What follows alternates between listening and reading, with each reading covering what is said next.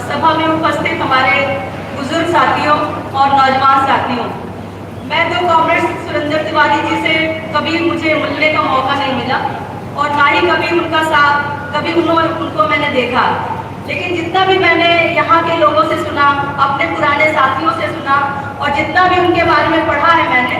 उससे पता चलता है कि कॉमरेड सुरेंद्र तिवारी सिर्फ एक व्यक्ति नहीं थे, बल्कि वो एक विचार थे। वो एक ऐसी लौ थे जो अपने असमय के अंधेरों की चुनौती से जूझ रहे थे। उन्होंने बहुत ही कम समय में, जब वो नौजवानी के दहलीज पे कदम रख रहे थे, उस समय से उन्होंने उस रास्ते को चुना। और उस समय जब नक्सलवाड़ी का दौर चल रहा था, बहुत सारे लोगों ने, जिस समय बहुत सारे साथियों का ये सपना होता है कि जो भविष्य की दिशा तय नहीं कर पाते हैं और वो तलाशते होते हैं कि ऐसा कौन सा भविष्य होगा, हम क्या बनेंगे, डॉक्टर बनेंगे, इंजीनियर बनेंगे, या अपने निजी सुख सुविधा के बारे में सोचते थे।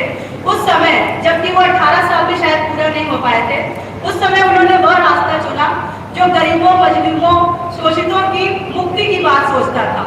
और उस समय से लेकर के आज तक 56 साल, जो साथियों ने बताया कि 56 साल तक लगातार वो समस्याओं से जूझते रहे। बहुत सारी चीजें उनके इसमें आई, लेकिन कभी भी वो उस कदम से डगमगाए नहीं। जैसे पता चलता है कि बहुत सारे, जैसे उनसे हम लोगों को जो बहुत कुछ सीखने को मिलता है। जिस समय बहुत सारे लोग सोचते हैं कि हमारे निजी सुख सुविधा हो सकती है, हम अपने समस्याओं के बारे में अपने कुछ घोषणा बना लें, कुछ ऐसा कर ले, उस समय ऐसे साथियों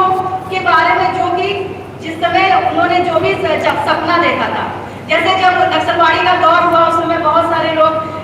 संसदीय रास्ते को भी अपना रास्ता समझे कि संसदीय रास्ते को के लिए उनको ऑफर दिया है कि आप संसद के रास्ते को चुन ले। उस समय भी उन्होंने बताया कि नहीं, ये रास्ता सही नहीं हो सकता है। बहुत सारे लोग उस समय खप्पे मार्केबाजी की तरफ भी जाना चाहे, लेकिन उन्होंने भी बताया कि ये रास्ता सही नहीं हो सकता है, ये हम आगे जाकर के बहुत ही कठिन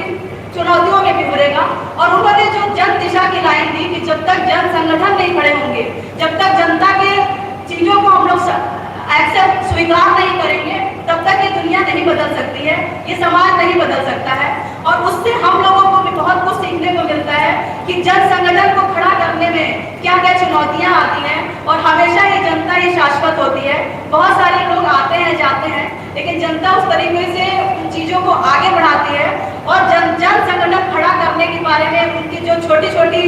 सुझाव है, जो छोटे छोटे तरीके थे, उनसे हम लोगों ने बहुत कुछ सीखा। ऐसे समय में आज जब समझ में आता है कि जब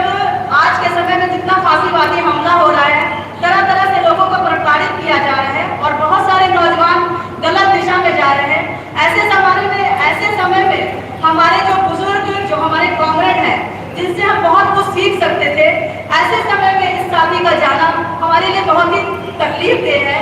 जिसे हमें भरपाई करना शायद बहुत मुश्किल होगा। लेकिन हम बहुत गर्व के साथ और कड़ी मुट्ठियों के साथ उन्हें सलाम करते हैं कि आज के समय में जब नौजवान गलत दिशा में भी जा रहा है, नौजवान सिर्फ अपने बारे में भी सोचता है, ऐसे समय में जो साथी, उनको कौन सी ऐसी चीज होती है जो उन्हें अभी तक जीवित रखती है, उस चीज को, उस विचार को उन्होंने कभी मरने नहीं दिया। और कितना कुछ हुआ, जब माओ का निधन हुआ, या नागी रेड्डी जी का डेथ हुआ, या जब समाजवादी चीज, जब पूंजीवादी रास्ते में चलने लगा, तब भी वो कठिन जितने भी आघात थे, कि जितने भी कठिन से कठिन संघर्ष हुआ, उसमें उन्होंने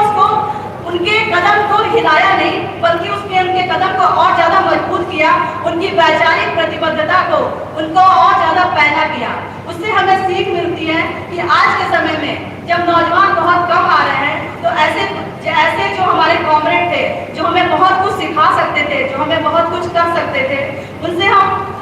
सीखने की ऐसे साथियों का जाना हमारे लिए बहुत ही अपूर्णीय क्षति है, जिसका भरपाई करना शायद बहुत मुश्किल होगा। लेकिन हम यहाँ ये भी कहना चाहते हैं कि ये ऐसा नहीं है कि ये साथी अगर हमारे चले गए। दूसरे एक बात और कहना चाहेंगे कि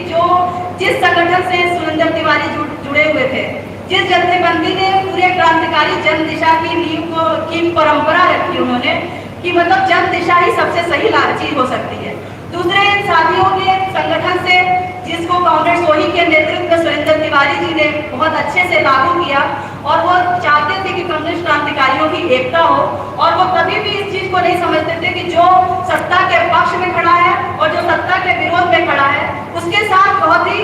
समझौता नहीं किया, और वो चीज़ हम लोग को सीखने को मिलती है। क्योंकि आज के समय में देखिए बहुत सारी जत्थेबंदियां ऐसी हैं जो आपसी बहुत मतभेद होने के बाद भी एक दुश्मनाना व्यवहार जैसा रहता है। बहुत सारे मतभेद हो सकते हैं, लेकिन जब हमारा रास्ता एक हो सकता है, तो ऐसे में बहुत सारी जत्थेबंदियां जो